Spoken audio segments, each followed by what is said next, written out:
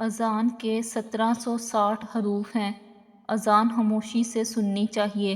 اذان کے ایک حروف کے بدلے 1500 نیکیاں ملتی ہیں۔ مکمل اذان سے 24,40,000 نیکیاں ملتی ہیں۔ رسول اللہ صلی اللہ علیہ وآلہ وسلم نے فرمایا، اپنے مسلمان بھائی کی مصیبت پر خوشی کا اظہار نہ کرو، ورنہ اللہ تعالیٰ اس پر رحم کرے گا اور تمہیں اس میں مبتلا کرے گا۔ فخر دو عالم محمد صلی اللہ علیہ وآلہ وسلم نے فرمایا، جب تیری نیکی تجھے خوش کرے اور تیری برائی تجھے رنجیدہ کرے تو تو مومن ہے۔ یہ نہ سوچو کہ اللہ تمہاری دعا کو فوراً قبول کیوں نہیں کرتا، یہ شکر کرو کہ تمہارے گناہوں کی سزا فوراً نہیں دیتا۔ جب تمہیں رونے کے لیے کسی کا کاندھا میسر نہ ہو تو بہتر ہے کہ اپنا سر کو زمین پر رکھ کر آنسو بہاؤ۔ چومنے اور پوجنے میں فرق ہوتا ہے۔ رسول اللہ صلی اللہ علیہ وآلہ وسلم نے اللہ کے گھر سے 360 بتوں کو نکال پھینکا جو پوجے جاتے تھے اور ایک پتھر کو جما دیا جو چوما جاتا ہے۔ رسول اللہ صلی اللہ علیہ وآلہ وسلم نے ارشاد فرمایا، اس شخص کے لیے ہلاکت و بربادی ہے جو جھوٹی باتیں بنا کر دوسروں کو ہنسائے۔ اللہ سے اس قدر قریب ہو جاؤ کہ تم دعا مانگو تو فرشتے آمین کہیں۔ دوسروں کے لیے اچھا سوچو گے تو اللہ سبحانہ تعالیٰ تمہارے لیے راستے بنا دے گا اور مشکلیں آسان کر دے گا۔ دنیا کے لیے آخرت برباد نہ کرو۔ کسی انسان کو خوش کرنے کے لیے اللہ کو ناراض نہ کرو۔ جس کتاب نے عورت کو پردہ کرنے کا کہا گیا ہے، اسی کتاب میں مرد کو بھی نگاہ نیچے رکھ کر چلنے کا حکم دیا گیا ہے۔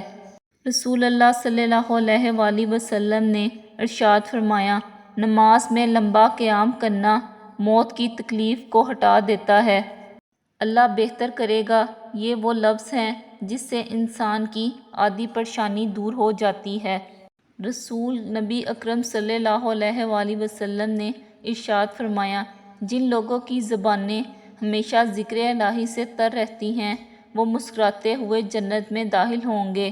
رسول اللہ صلی اللہ علیہ وآلہ وسلم نے ارشاد فرمایا، نماز میں جب امام آمین کہے تو تم بھی آمین کہو، اس لیے جس کی آمین فرشتوں کی آمین کے موقف ہوگی اس کے پیچھے سارے گناہ بخش دیے جائیں گے۔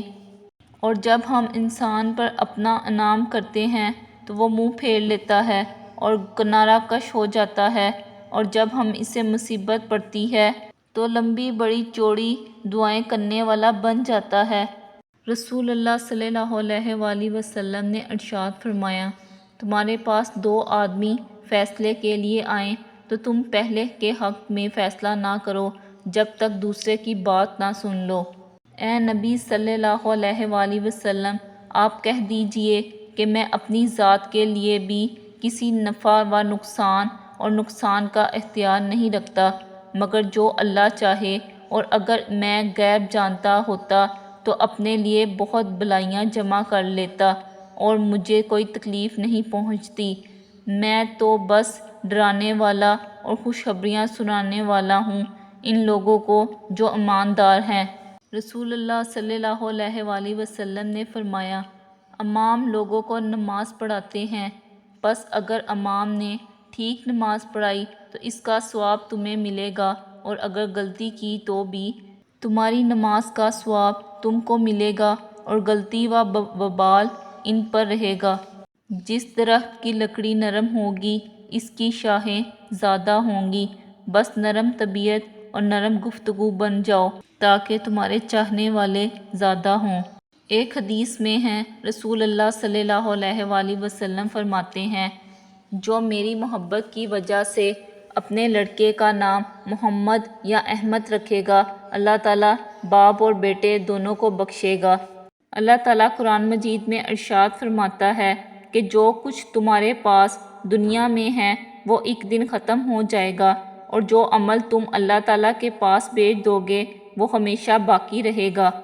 دنیا کا ہر انسان جنت جانا چاہتا ہے لیکن جنت جانے کے لیے مرنا نہیں چاہتا۔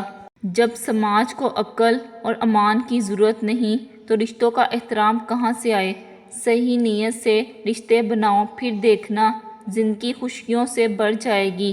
لوگ آپ کے لیے خود ایسے حالات پیدا کرتے ہیں کہ آپ انہیں چھوڑنے پر مجبور ہو جائیں، اور بعد میں ایسے ظاہر کرتے ہیں جیسے وہ بہت مظلوم ہیں، سارا قصور ہمارا تھا۔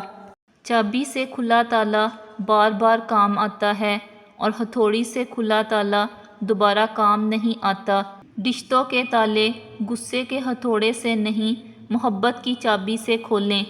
اپنے رب پر یقین رکھیں، وہ آپ کے ساتھ ہے۔ وہ آپ کی سوچی گئی ترکیب سے کئی گنا بہتر ترتیب سے معاملے کو سنبھال لے گا۔